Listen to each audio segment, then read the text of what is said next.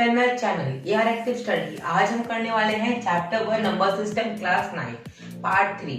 Part 1 और part 2 आपको description में मिल जाएगा, आप वहां से उसको देख सकते हैं। उसके अंदर मैंने एक्सरसाइज 1.2 तक सब कुछ दे रखा है। हम पार्ट 3 में एक्सरसाइज 1.3 और उसके एग्जांपल्स करेंगे। मैं एक्सरसाइज 1.3 शुरू करने से पहले थोड़ा सा उसके बारे में आपको बताऊंगा। तो यहाँ पे हमें इस चैप्टर में इस वाली एक्सरसाइज में हमको 4 तरह के डेसिमल एक्सपेंशन की बहुत ज्यादा जरूरत पड़ेगी।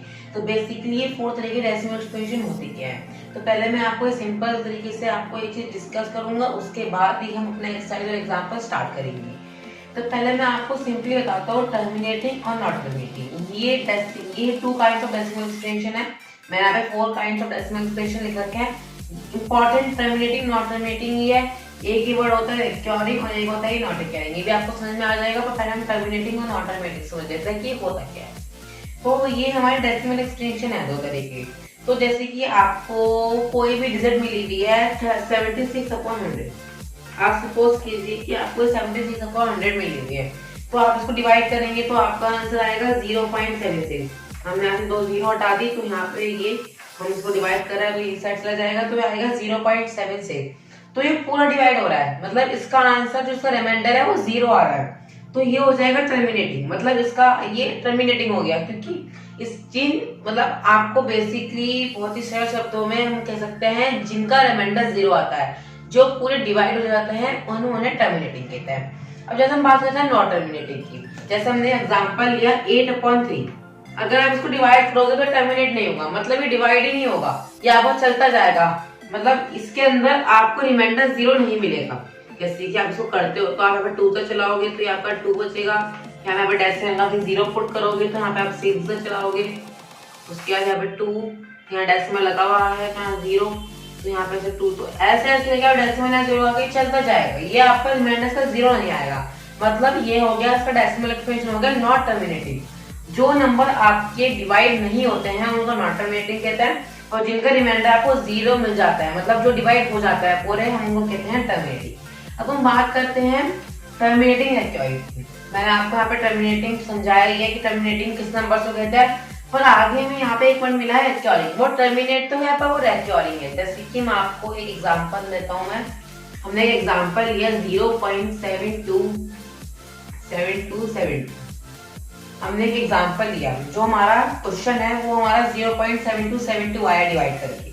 तो इसके अंदर जो हमारा वो टर्मिनेट हो गया, मतलब जो आपने डिवाइड किया उसका आंसर आपका रिमाइंडर आपका 0 तो आ गया, पर जो आप क्वेश्चन है, मतलब जो आपकी ये वाली साइड है, इसको हम क्वेश्चन बोलते हैं, जो आपकी ये वाली साइड है ये आपकी बार बार एक ही सीरीज में आ रही है, तो इसको रिकरिंग मतलब आपको इसके वर्ड के मीनिंग से समझ में आ रहा होगा, जो चीज सीरीज में चल रही है, जो चीज बार बार आ रही है। तो अगर आप इसको डिवाइड करोगे तो 72 पर ये यहाँ पे जो है, यहाँ पे इसका आंसर में रिमाइंडर जो है इसका वो हमें 0 मिल गया, तो इसलिए हम इसको कहते हैं टर्मिनेटिंग रिकरिंग। मतलब वो टर्मिनेट तो हो गया, पर जो उसका क्वेश्चन है वो रिकरिंग, मतलब जो उसका क्वेश्चन है वो सीरीज में भी आ रहा है, तो इसको हम कहते हैं टर्मिनेटिंग रिकरिंग। अब हम बात करते हैं टर्मिनेटिंग नॉट रिकरिंग। आप इसी समझ लीजिए, जैसे हमने कोई भी सिंपल एक एग्जांपल लिया 0.8484768491। हमने सिंपली ये एग्जांपल लिया, तो इसके अंदर क्या है, ये टर्मिनेट तो हो गया, मतलब इसका रिमाइंडर 0 तो आ गया, पर जो इसका जो क्वेश्चन है, हम क्वेश्चन को बताता है कि वो टर्मिनेटिंग है या टर्मिनेटिंग है, इसका आंसर आपका रिमाइंडर जो है इसका 0 तो आ गया, पर जो ये वाली चीज है ये हमारी रिकरिंग, मतलब ये हमारी एक सीरीज में नहीं चल पाई। पहले आया 8484768491, ये जो है आपका रिकरिंग, मतलब ये एक स्पीड में नहीं चल के आया, ये आपका यहाँ पे आपका आंसर आपको यहाँ पे ओवर हो गया, आपका क्वेश्चन 1 आपकी लास्ट रीड थी, यहाँ पे ओवर हो गया, यहाँ पे आपको रिमाइंडर 0 मिल गया, ये टर्मिनेट हो गया, पर जो इसका क्वेश्चन है वो एक सीरीज में नहीं आया, तो हम इसको इसका डेसिमल एक्सपेंशन क्या होगा, टर्मिनेटिंग नॉट रिकरिंग। हम बात करते हैं नॉट टर्मिनेटिंग रिकरिंग की। मतलब अगर आपको जैसे कोई चीज मिलती है, आप इमेजिन करो 1.848484, आपको ये डिजिट मिली, आपका जो क्वेश्चन आया वो 1.8484 आ गया आपका निकल के, क्वेश्चन आपको बताता हूं कहता है क्वेश्चन, अगर आपका 1.848484 आ रहा है, आपका ये चलता ही जा रहा है, मतलब ये टर्मिनेट नहीं हो रहा है, इसका जो रिमाइंडर है वो 0 नहीं आ रहा है, जो नॉन टर्मिनेटिंग होते हैं जिनका रिमाइंडर 0 नहीं आता है, मतलब ये चलता ही आ रहा है, पर नॉट टर्मिनेटिंग बट रेक्योरिंग, मतलब ये टर्मिनेट तो है ही नहीं, पर जो है ये रेक्योरिंग है, मतलब इसकी हमें बार बार 84 मिलता ही जा रहा है, तो हम इसको कहेंगे नॉट टर्मिनेटिंग बट रेक्योरिंग। हम जैसे बात करते हैं नॉट टर्मिनेटिंग नॉट रेक्योरिंग, इसके अंदर ही बिल्कुल सिंपल है, वो ना टर्मिनेट हो रहा है ना वो रेक्योरिंग हो रहा है, मतलब ना ही उसका रिमाइंडर 0 आ रहा है और ना ही जो उसकी वाली ब्रीथ है, ना ही जो उसका क्वेश्चन है वो बार बार एक सीरीज में आ रहा है, तो इसको हम कहते हैं नॉट टर्मिनेटिंग नॉट रेक्योरिंग। ये 4 डेसिमल एक्सप्रेशन आपको इस वाली एक्सरसाइज में एग्जांपल में बहुत जरूरत पड़ेगी। अगर आपको इसमें कोई दोबारे अगर आपको इसमें कोई भी कंफ्यूजन हो तो आप मेरी वीडियो को थोड़ा सा पैक करके उसको देख सकते हैं इसको दोबारे। ये बहुत ही इजी है, आपको 4 तरह के डेसिमल एक्सप्रेशन बहुत ही अच्छी तरह समझ में आ जाएगी। अब हम बात करते हैं हमारे एक्सरसाइज 1.3 के एग्जाम्पल। तो हमारा एग्जाम्पल नंबर 5 पे हमको डेसिमल एक्सपेंशन निकालना है 10/3, 7/8, 1/7। अभी हमने 4 kinds of decimal expansion discuss किए थे, तो इसके अंदर भी सिंपल आप उसी तरह से डेसिमल एक्सपेंशन निकाल सकते हो। आप पहले हम इन तीनों को डिवाइड करेंगे, उसके बाद हम इनका डेसिमल एक्सपेंशन निकालेंगे। तो जो हमारा फर्स्ट नंबर दिया हुआ है वो है 10/3, तो सिंपली मैं आपको यहाँ पे डिवाइड करके शो करूंगा। तो यहाँ पे हमारा आ जाएगा 10 और यहाँ आ जाएगा 3, तो यहाँ पे हम ये 9 से चला जाएगा, तो यहाँ पे 1 बचेगा, यहाँ पे ये 1 है, 3 से छोटा है, तो यहाँ पे डेसिमल लगा के यहाँ पे 0 पुट करेंगे, तो ये दोबारा यहाँ से हो जाएगा, इसका आंसर आएगा 1, वहां डेसिमल लगा हुआ है तो 0, इसका आ जाएगा वहां डेसिमल लगा हुआ है यहाँ पे 0, तो ये चलता जाएगा, ये आपका खत्म नहीं होगा, यहाँ पे 1 आ जाएगा, फिर आप दोबारा 0 लगाएंगे तो चलता चला जाएगा, तो हम इसको कहेंगे नॉट टर्मिनेटिंग बट रेक्योरिंग, क्योंकि आप देख रहे हो जैसे कि बार बार 3 आ रहा है, तो इसको हम रेक्योरिंग कह सकते हैं। अब जैसे कि हम बात करते हैं तो इसका डेसिमल एक्सपेंशन होगा नॉट टर्मिनेटिंग बट रेक्योरिंग, और जो हमारा ये क्वेश्चन है हम इसको कुछ इस तरह लिखेंगे 3.3 बार। आप हमें 3 के हमें नहीं पता कि यहाँ कितने 3 आ सकते हैं आगे, तो हम 3 के ऊपर एक बार पुट कर देंगे, तो जो हमारा 3.3 बार का डेसिमल एक्सपेंशन होगा वो होगा नॉट टर्मिनेटिंग बट रेक्योरिंग। अब हम बात करते हैं सेकंड पार्ट 7/8, तो हमको डिवाइड करना है 7 को 8 से, तो हम 8 को यहाँ पे लिखेंगे, सॉरी यहाँ को 7 को लिखेंगे, यहाँ पे 8, तो जो ये 7 है हमारा 8 से छोटा है, तो हम क्या करेंगे यहाँ डेसिमल लगा के एक 0 पुट कर देंगे, तो यहाँ पे हमारा जा सकता है 8 8 64, तो आप इसको माइनस करेंगे तो 6 आएगा, हमारा डेसिमल लगा हुआ है, तो यहाँ पे आप 0 पुट कर लेंगे, ये जाएगा 7 से, यहाँ 4 आ जाएगा, हमारा डेसिमल लगा है तो यहाँ पे 0 आ जाएगा, ये 5 सा, तो आप देख रहे हैं कि ये पूरा हो रहा है, तो हम इसको कहेंगे टर्मिनेटिंग, तो इसको हम टर्मिनेटिंग कहेंगे क्योंकि हमें इसका आंसर रिमाइंडर जो है इसका वो 0 मिल रहा है, तो हम इसको कहेंगे टर्मिनेटिंग। जो हमारा ये है 0.875, इसका डेसिमल एक्सपेंशन है टर्मिनेटिंग। अब हम बात करते हैं 1/7, हमको डिवाइड करना है 7 को, सॉरी हमको डिवाइड करना है 1 को 7 से, तो हम सिंपली यहाँ पे 7 लिखेंगे और यहाँ पर 1, सॉरी यहाँ पर 1 लिखेंगे और यहाँ पर 7, यहाँ पे छोटा है जैसे हमने इस वाले में किया था, तो यहाँ पे 7 आ जाएगा, ये 3 आ जाएगा, हमारा डेसिमल लगा हुआ है तो यहाँ पे 0 लगा देंगे, ये 4 आ जाएगा, 7 4 28, आपका यहाँ पे 2 बचेगा, हमारा डेसिमल लगा हुआ है तो ये 2 चला जाएगा, 14, यहाँ डेसिमल लगा हुआ तो मैं यहाँ पे 0 पुट कर दी, यहाँ पे हमारा 6 बचेगा, और डेसिमल लगा हुआ है तो यहाँ पे 0 पुट करेंगे, ये 8 सा, यहाँ पे 4 आ जाएगा, डेसिमल लगा है 0, यहाँ पे आ जाएगा हमारा 7 5 35, तो यहाँ पे हमारा 5 बचेगा, यहाँ हम 0 पुट करेंगे, यहाँ पे आ जाएगा 7 7 49, हमारा 1 बचेगा, डेसिमल लगा हुआ है 0 आ जाएगा, यहाँ 1, ये आ जाएगा 3, हमारा डेसिमल लगा है तो हम 0 पुट करेंगे, यहाँ पे हो जाएगा 4 सा, तो यहाँ पे हमारा 2 बचेगा, हमारा डेसिमल लगा हुआ है तो यहाँ पे 0 पुट करेंगे, तो हम यहाँ पे 2 चलाएंगे, तो आप जैसे कि देख रहे हो अब हमारा 1 4 2 8 5 7, तो ये आगे ये सीरीज दोबारा स्टार्ट हो गई 1 4 2 8 5 7, तो हमें यहाँ पे एक सीरीज मिल गई, मतलब यहाँ पे आया रेक्योरिंग, यहाँ पे आएगा नॉट टर्मिनेटिंग, क्योंकि जो रिमाइंडर है वो हमें मिला ही नहीं, क्योंकि अगर आप और भी कंटिन्यू करोगे तो आपका ये तो सीरीज आपकी सेम आएगी पर आपको इसका रिमाइंडर नहीं मिलेगा, तो हम इसको कहेंगे नॉट टर्मिनेटिंग, हम इसको कहेंगे नॉट टर्मिनेटिंग बट रेक्योरिंग, क्योंकि यहाँ पे 1 4 2 8 5 7 1 4 2 8 5 7 आपको कंटिन्यू करोगे तो आपको मिलता रहेगा, तो जो इसका डेसिमल एक्सपेंशन होगा वो होगा नॉट टर्मिनेटिंग बट रेक्योरिंग।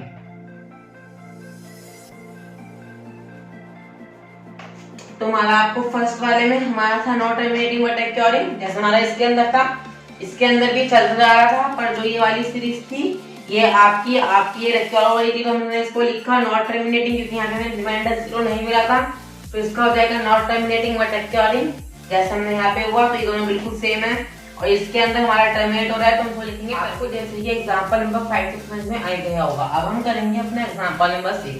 तो हमारा एग्जांपल नंबर 6 है, show that 3.142678 is a rational number, in other words express 3.14276 in the form of pq where p and q integers and q is not equal to 0।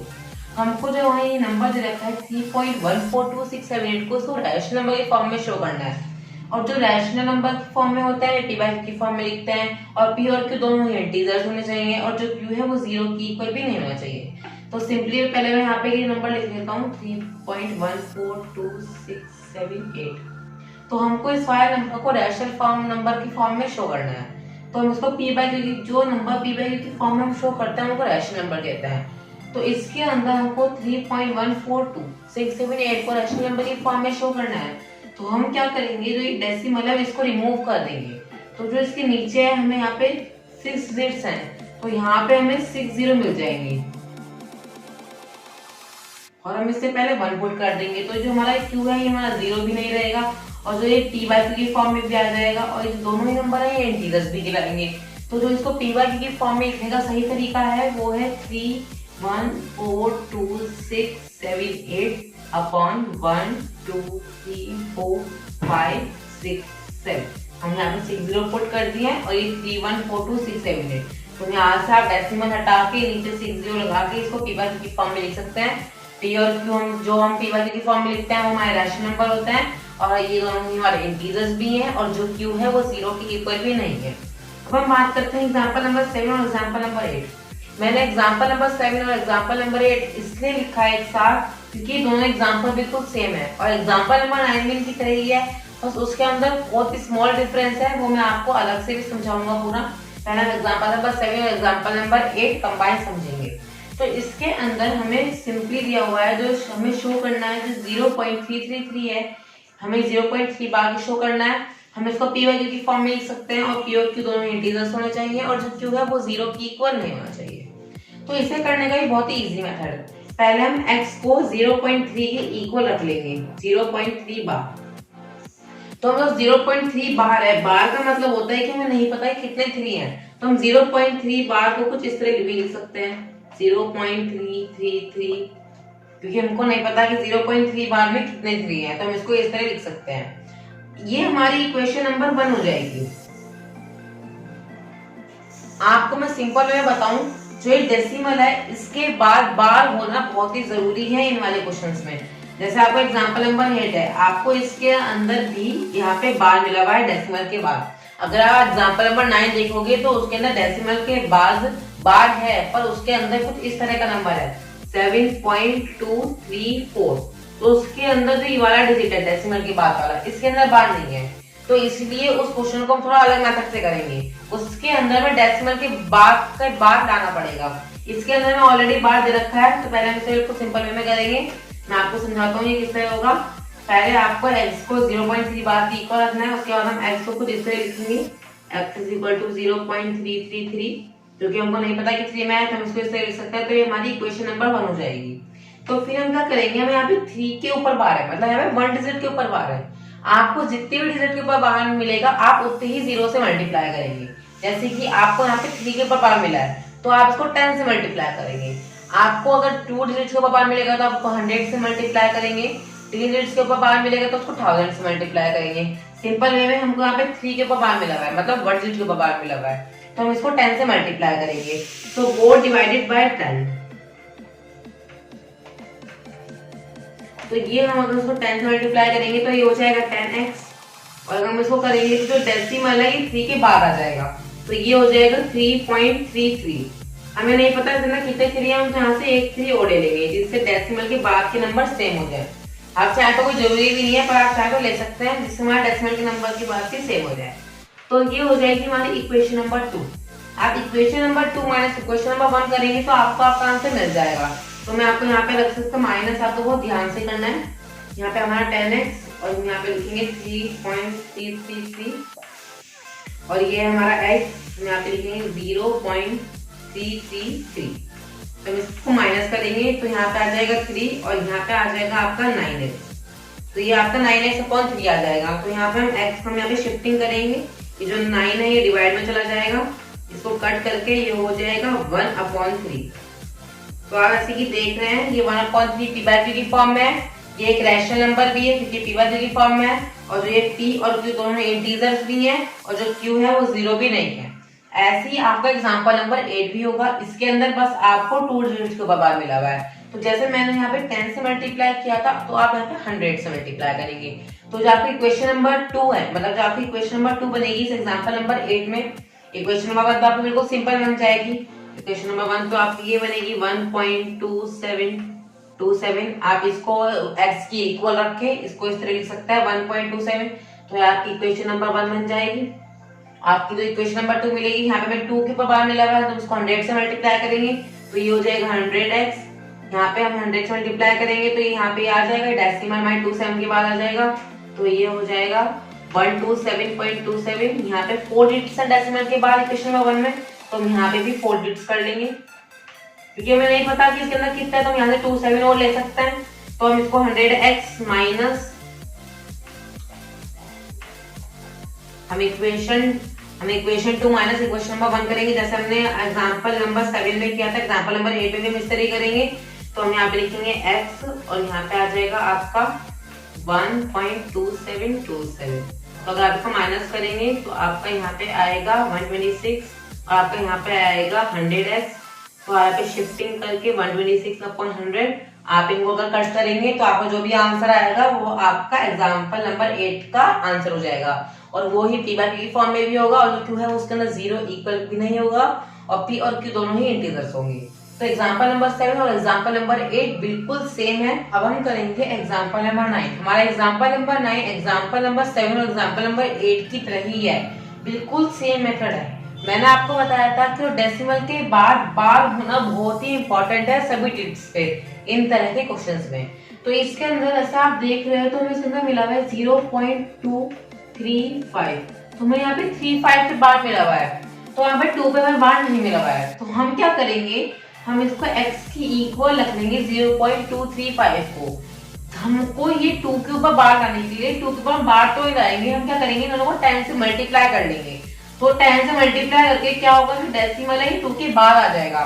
तो जो हमारे decimal के बाद के number होंगे उनके पास फिर बार आ जाएगा, क्योंकि उनके बाद डेसिमल के बाद 2 होगा नहीं।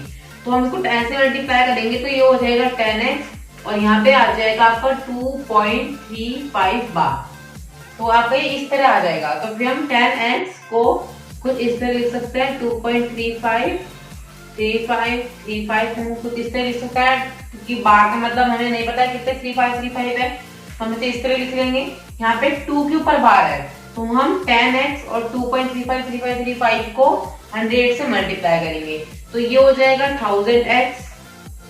और आपका यहाँ पे आ जाएगा, यहाँ पे हमको 2 से मल्टीप्लाई करना है, जो डेसिमल है हम ये यहाँ पे आ जाएगा, तो ये हो जाएगा 235.3535। मैंने यहाँ पे 35 एक एक्स्ट्रा इसलिए लिखा है क्योंकि हमारे डेसिमल के बाद यहाँ पे 4 नंबर है। यहाँ पे हमारे डेसिमल के नंबर के बाद 6 डिजिट्स हैं, तो हमारे यहाँ पे भी 6 डिजिट आएंगे, तो हमें माइनस करने में प्रॉब्लम नहीं होगी, क्योंकि हमने यहाँ से इनमें से 35 ले लिया है। आपको मैंने बताया था कि मैंने बार की जगह ये लगाया है, हमको नहीं पता कि यहाँ पे कितने 35 है। तो हम इक्वेशन 2, ये हमारी इक्वेशन 1 है और ये हमारी इक्वेशन 2 है, तो हम इक्वेशन 2 माइनस इक्वेशन 1 करेंगे।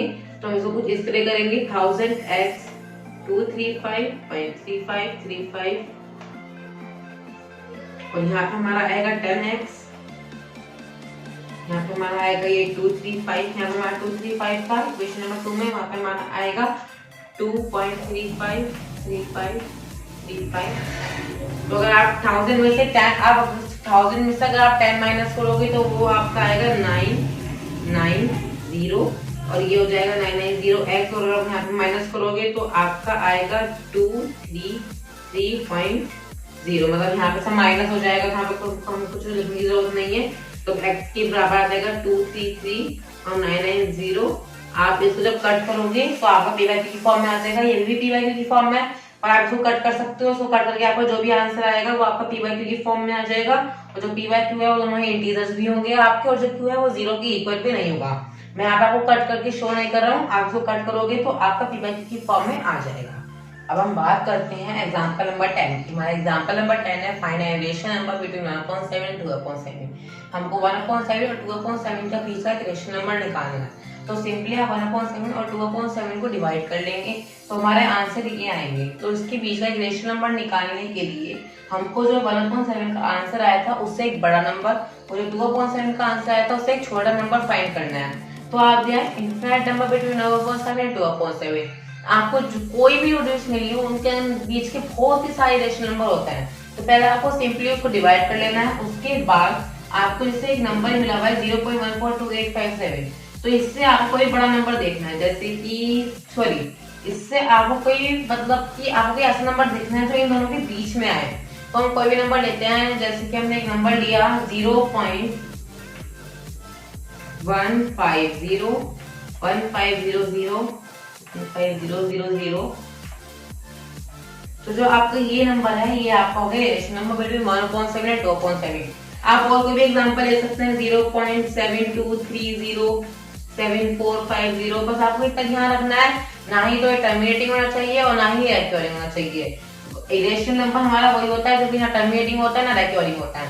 मतलब इन दोनों के बीच का आपका वही नंबर ढूंढना है, ना ही उसका आंसर 0 आ रहा हो और ना ही वो रेक्योरिंग हो रहा हो। तो यार बहुत सारे एग्जांपल्स है, आप कुछ भी नंबर लिख सकते हैं, जैसे कुछ भी 8340, 8170, कोई भी आप एग्जांपल ले सकते हैं। Infinite rational number between 1/7 and 2 this concept. So like my video and subscribe my video for the next part. Thank you for watching.